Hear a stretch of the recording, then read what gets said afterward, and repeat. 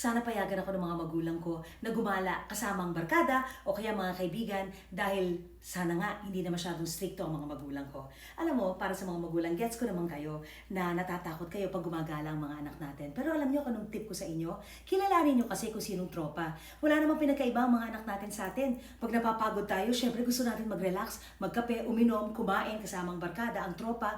So wala tayong pinagkaiba sa kanila. At least I'm like that. I want to relax. Bakit kasi pinaghihinalaan natin, nagagawa ng kalokohan na may masamang paplanuhin? Bakit ganon? Being with friends is growth. Ang dami mong natututunan. Paano sila makihalubilo? Paano ang pakikisama? Sino nga ba talaga ang pwede nilang pagkatiwalaan? At sino ang mga fake na kaibigan lang? Alam niyo, huwag kayong masyadong matakot.